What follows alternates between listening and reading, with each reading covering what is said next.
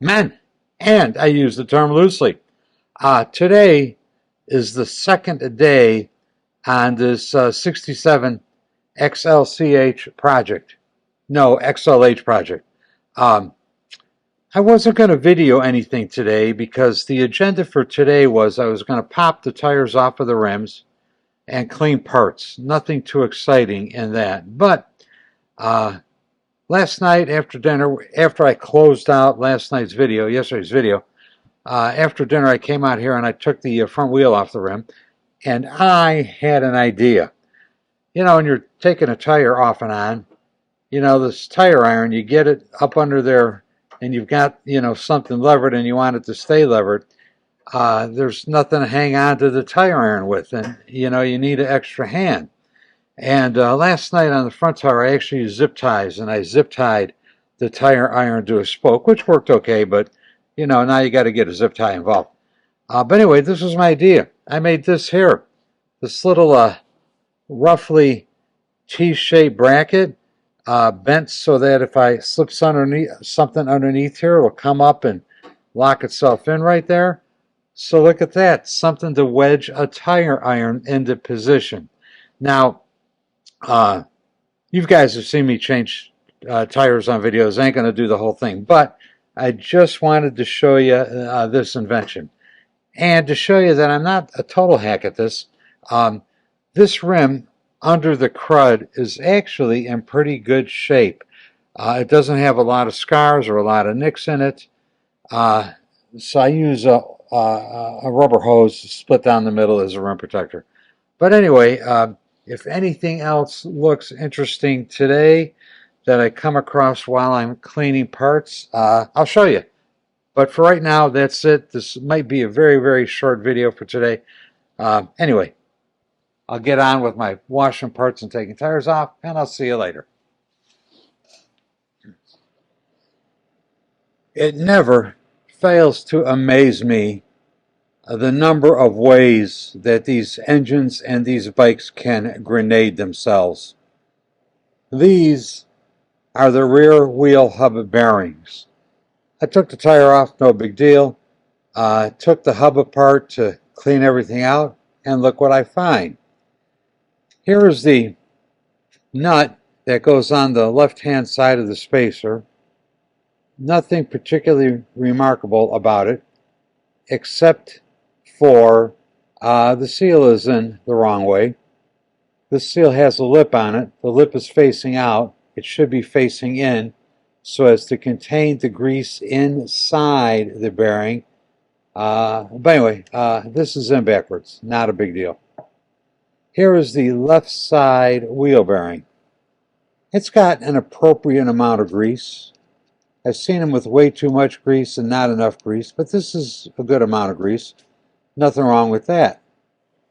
However, here are the bearings off of the right side of the axle. This is the outer one.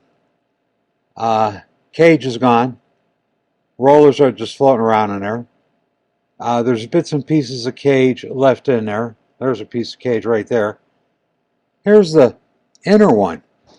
Completely destroyed. Broken pieces of cage, balls all beaten to hell, another piece of broken cage. What a mess.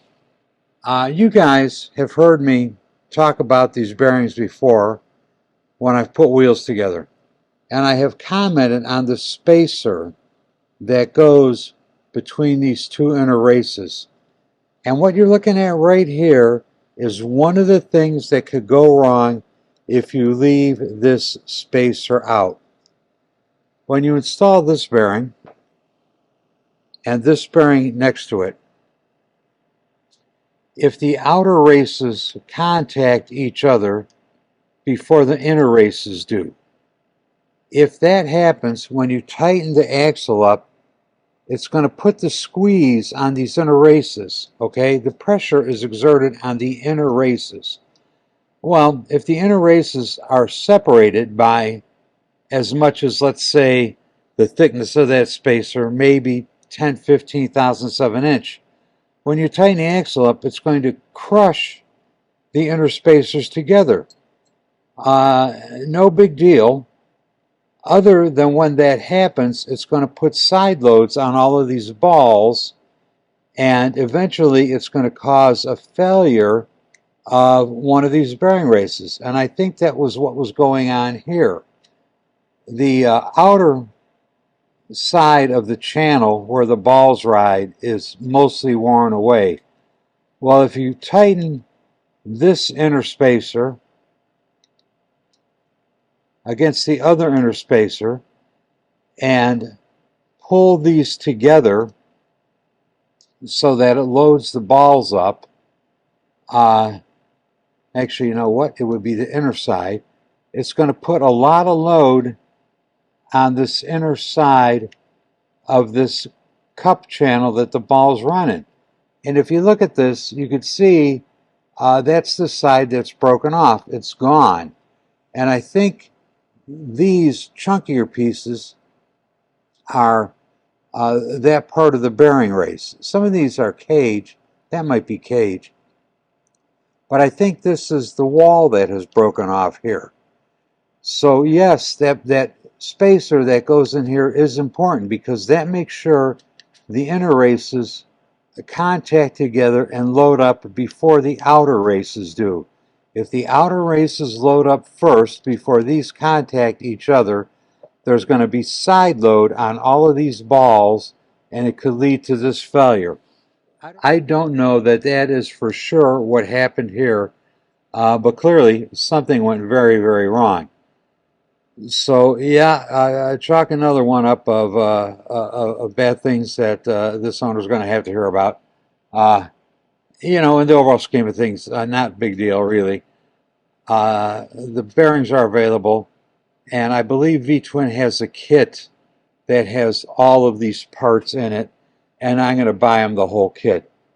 This is maybe good, and this will need a new seal, but by the time I buy a seal, 2 new bearings, tracking down the part number for this washer, which goes in first on the right-hand side, and the spacer washer by itself, that's going to be hard, if not impossible. So I think we're going to buy them the whole bearing kit. And fortunately, the hub does not look like it was damaged. But yeah, another weird failure. I think I said earlier that today's video was probably going to be short.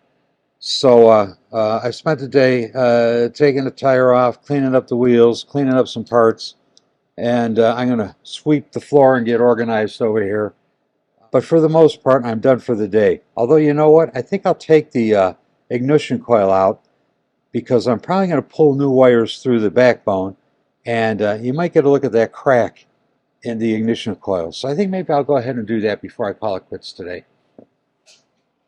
Yeah, the coil. Far worse than I thought it was.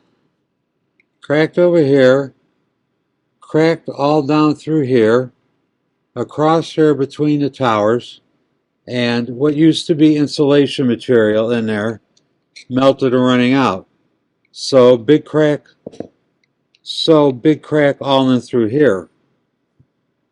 Crack all the way through here, all the way through here, cracked here, through here, through here. Insulation material melted and running out. Flip it over, cracked all the way through here, all the way through here. Insulation material melted and running out.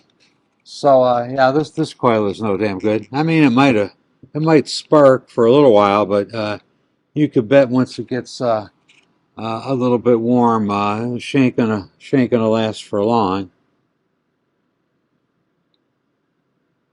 Yeah, yeah, dead in the water. Yep. Yeah, so that's it for today on this project. Didn't do a lot of actual mechanicking. Oh, took a tire off, took the coil out, cleaned a bunch of parts though. Anyway, I got a lot of figuring out to do. I got to get a parts list together, and it's going to be getting to be kind of a long one. But I have a plan moving forward. Oh, and I did talk to the owner. He thinks he's got an extra front end. The parts that he needs to fix his are all available either on eBay or aftermarket.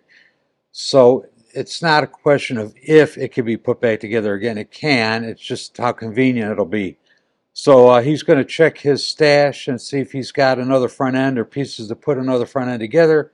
Whatever he doesn't have, I'll order from somewhere, like I say, Amazon, eBay, V-Twin, whatever.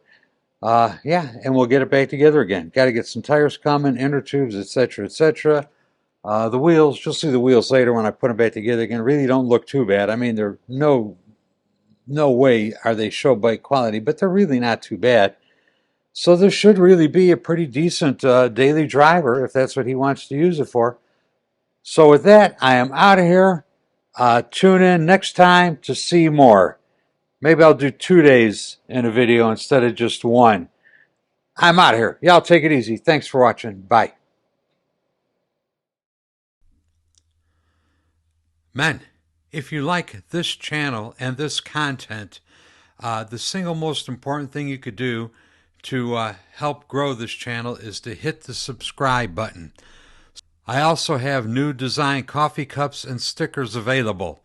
You know, I like the old coffee cups, but I like these new ones even more. Links are included in the description down below. And for those of you who really want to go the extra mile, you could join me on Patreon. Link is also included in the description down below. And to all of you who have watched these videos, I'd like to say thank you. Thank you very much. I really, really do appreciate it. We'll see you next time. Bye.